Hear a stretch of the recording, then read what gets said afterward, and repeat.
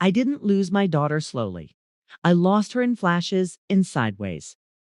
Comments, and laughs that landed like insults. And the moment I knew something was deeply wrong was when my own grandchildren repeated a sentence they were never supposed to hear. "Grandma is broke." They giggled, like it was a family joke. That's when I realized this wasn't just entitlement anymore. This was character. Assassination. Let me take you back to the night everything cracked open, 3 in the morning. My phone vibrating on the nightstand like it was panicking. I answered half asleep, already annoyed, already tired. It was my daughter. Her voice sharp, demanding. She said she needed 3. No explanation, no explanation, no apology, just expectation. I asked her where she was. She snapped back, said it didn't matter, said a club, said trouble, said hurry. I told her something I'd never said before. No, there was silence on the line. Then anger, then a sentence I'll never forget. "If you really loved me, you'd do this. Dad always would." So I told her to call him and I hung up. 12 hours later.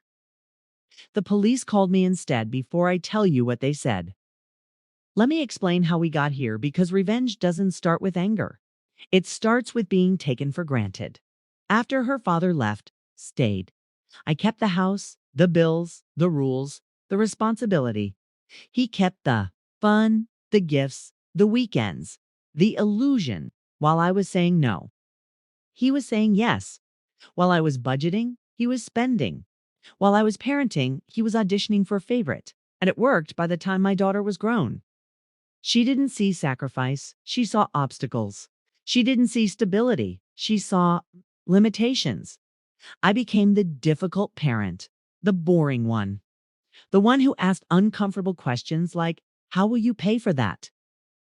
And slowly, subtly, she learned something dangerous, that my love was unconditional. And my wallet was expected to be the same by 25. She wasn't asking anymore. She was informing bills, rent, phone, food, emergencies that always seemed to happen after midnight. And I paid every time because that's what good mothers do, right? Till the night I didn't. And when I finally said no, the story she told about me changed overnight. To her friends, to her father, and worst of all, to her children. But what she didn't know, what none of them knew, was that I'd been quietly preparing for something she never saw coming. And when the bank finally made that call, they didn't ask for me. They asked for her. The police officer's voice was calm, to calm. The kind of calm that means chaos has already happened. He asked if I was Emma's mother. Then he asked when I'd last spoken to her. I told him about the call, the demand, the refusal. There was a pause. Then he said she was picked up for disorderly conduct and possession.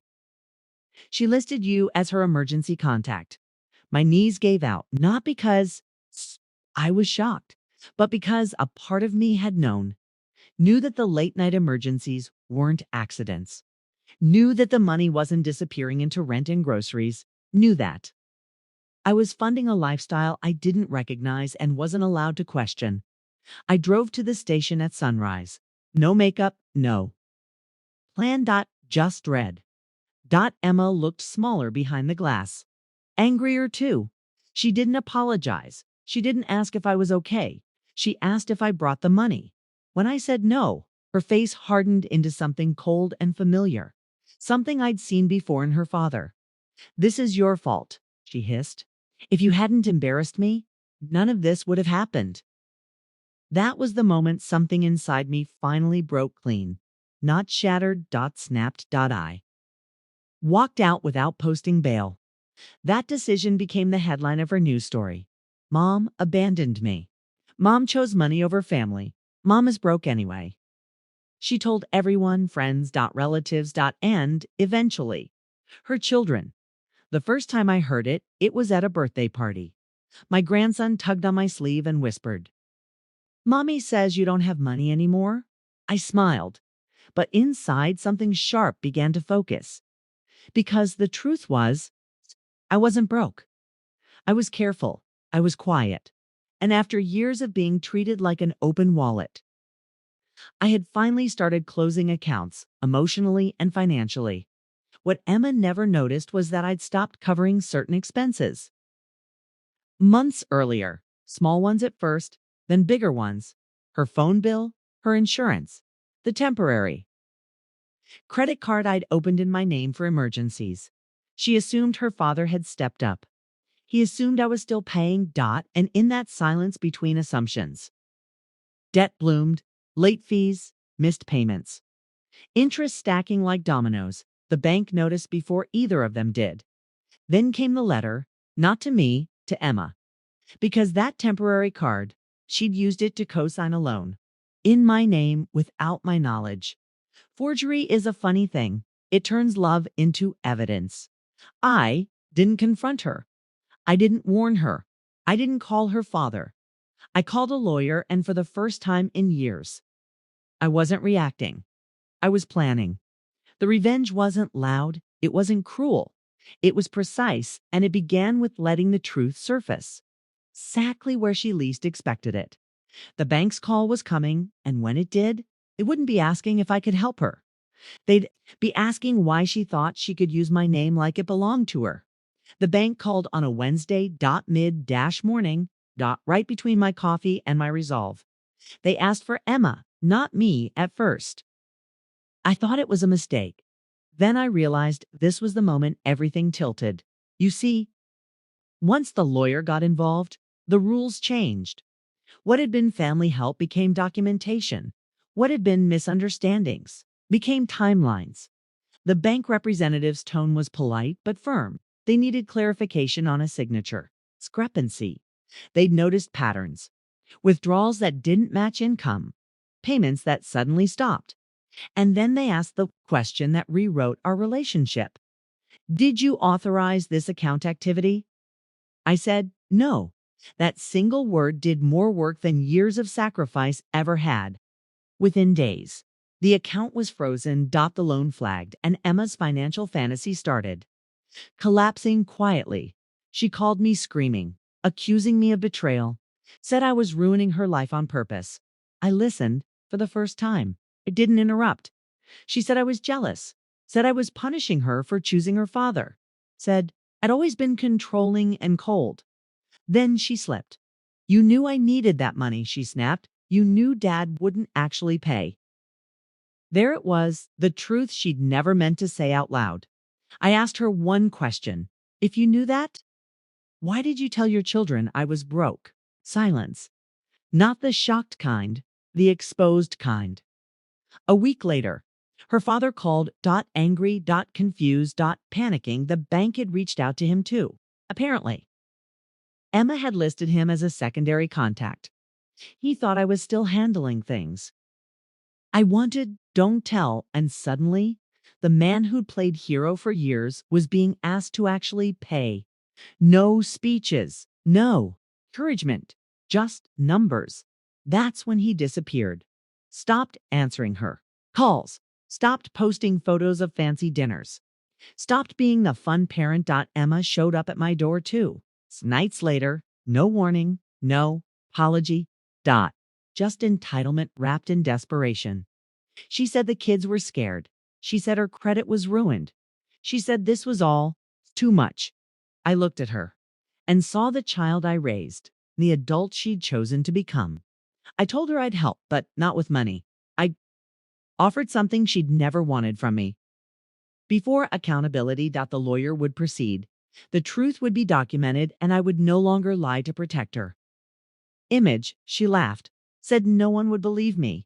She was wrong, because when the bank finished its review, they didn't just close the account, they opened an investigation. And when your own children have heard, you call their grandmother broke while you're being questioned about fraud. The story changes fast, but the real shift didn't happen at the bank. It happened at a school pickup, where someone asked her kids a question she couldn't answer. It started with a whisper in the school parking lot. One of the other parents leaned in too close and said, "Is everything okay at home?" Froze. Apparently, her daughter had told a teacher that grandma was too poor to help anymore and that mommy was in trouble with the bank. Kids repeat what they hear. They don't understand damage control. That's how the school counselor got involved. Then child services started asking questions, not accusations dash questions, questions about stability, housing, income, support. Emma called me in a panic. Not angry this time, terrified. She begged me to fix it, to explain, to lie. I told her no, not out of revenge, out of truth. I met with the counselor myself. I brought documents, bank statements, emails, a timeline of years I'd quietly held together. For the first time, my role wasn't minimized, it was verified. The counselor thanked me for my honesty, then asked a question that changed the power dynamic completely. Are you willing to be a temporary guardian if needed? I didn't answer right away because revenge feels different when children are involved. Meanwhile, Emma's father finally resurfaced. Not to help, to accuse. He said I was overreacting, said families shouldn't involve lawyers, said I was trying to control the narrative. I asked him one question. Have you paid a single bill in the last year? Silence again. The man who taught my daughter to spend freely had never taught her how to stand. The investigation moved fast. Not criminal, yet, but serious enough to trigger consequences. Emma's accounts were restricted. Her credit cards frozen. Her lease under review. And suddenly, the woman who'd mocked my boundaries needed them. Back, she showed up again, this time with the kids. They hugged me tightly. One of them whispered, "Mommy says you're not broke. You're just tired." I nearly broke right there. Emma stood behind them, eyes red, pride stripped bare. She asked if we could start over. I told her something she wasn't ready to hear. We can't start over until you stop blaming. That night, I made a decision. Not fueled by anger, but by clarity. I agreed to help with the children's structure, stability, truth. But Emma would have to face the consequences alone. And when the bank finalized their findings, I sent one more notice. Not to me, not to her father. To her employer. That's when the real unraveling began. Emma lost her job on a Friday. No warning, no second chances. Her employer didn't fire her for what she did. They fired her for what she hid. The financial review flagged inconsistencies. Background checks have a way of resurfacing things people assume will stay buried. She called me sobbing, not screaming, not accusing, just empty. She said she didn't know how things got so out of control. Said she never meant to hurt anyone. Said she thought someone would always catch her before she fell. I told her the truth. They did, for years. Without income, the illusion finally collapsed. The fancy clothes, the curated life, the stories she told. Her kids' reality moved in fast. Child services recommended a temporary arrangement. The kids would stay with me during the week. School nights. Meals at the table. Lights out at reasonable hours. They adjusted faster than I expected. Children crave consistency more than luxury. One night, a granddaughter asked why mommy didn't come over anymore. I told her the simplest truth I could. Sometimes adults need to learn lessons too. Emma spiraled. Not into parties. Into shame. Her father stopped answering entirely. The man she defended for years vanished when applause turned into invoices, and that realization hurt her more than any consequence. A month later, she asked to meet me somewhere neutral. A cafe halfway between who she'd been and who she might become. She apologized. Really? Apologized not for getting caught, but for what she'd said. For telling her children I was broke. For turning me into a punchline. To protect her pride. I listened then I said something that surprised even me. I forgive you. Forgiveness isn't forgetting, it's choosing not to carry poison forward. But forgiveness didn't mean rescue. I laid out terms, therapy, financial counseling, a job and complete transparency. No secrets, no borrowed names, no rewriting history. She agreed. Because this time, she had no one else. The revenge everyone expects is loud, Humiliation public. Downfall mine was quieter. I let her face the truth without a safety net while making sure her children never felt the fall.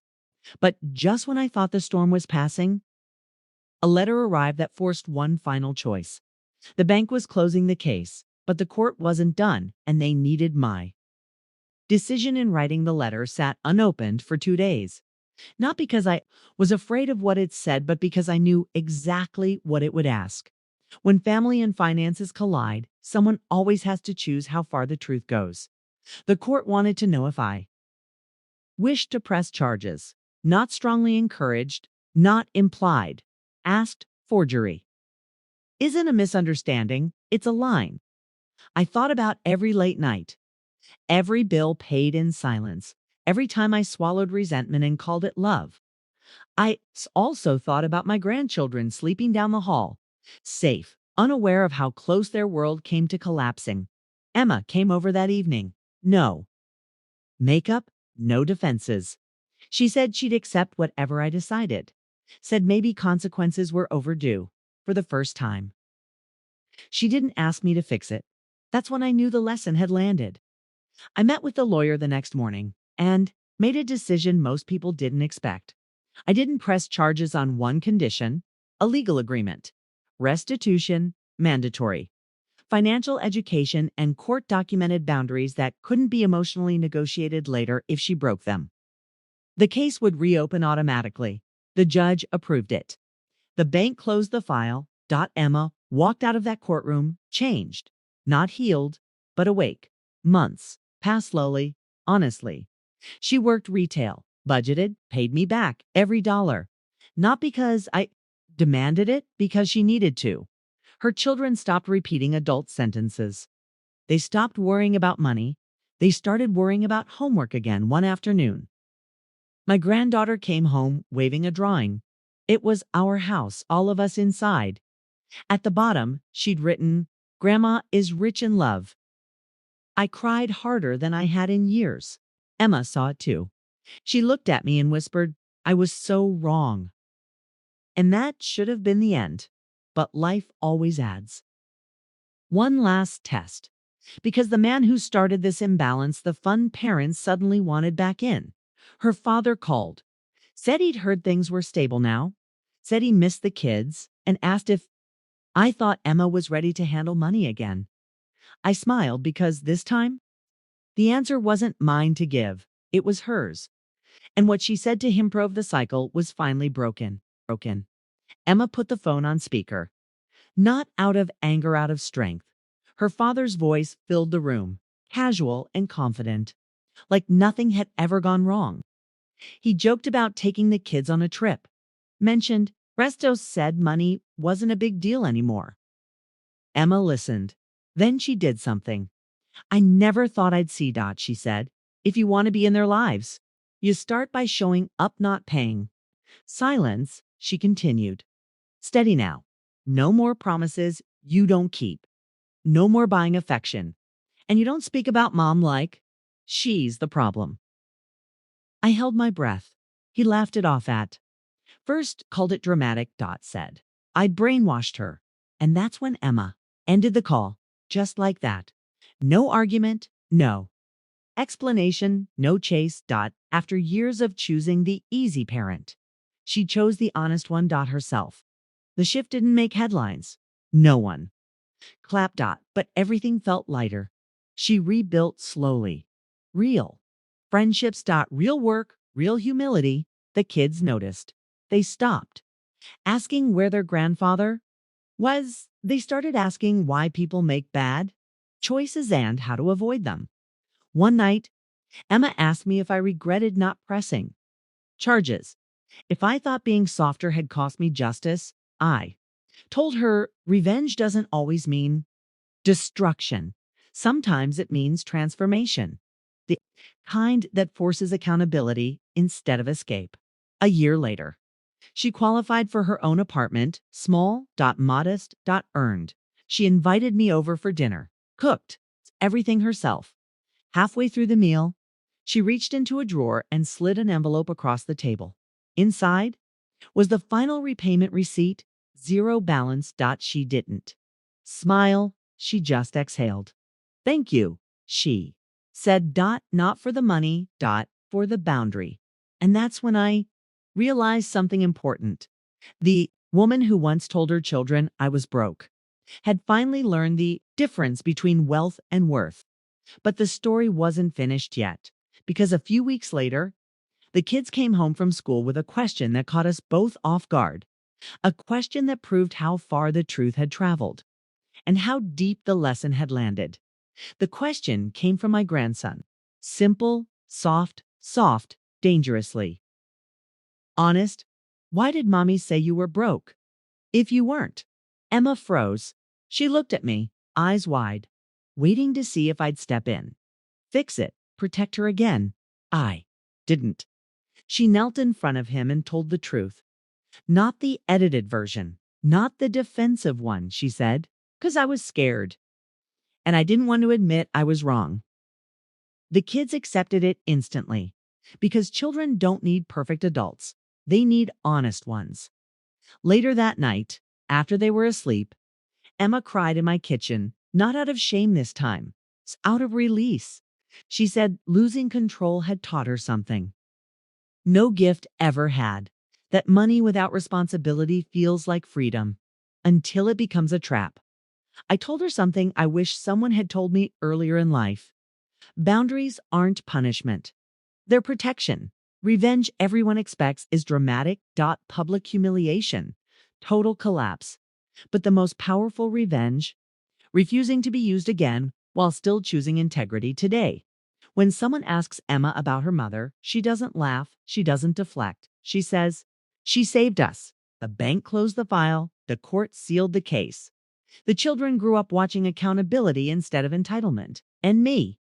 I sleep better now, not because I won, but because I finally stopped losing myself to keep the peace. So, if you're listening to this and you feel like love has turned you into an ATM, remember this. You can be kind without being consumed. You can forgive without funding destruction. And you can reclaim your power quietly without becoming cruel.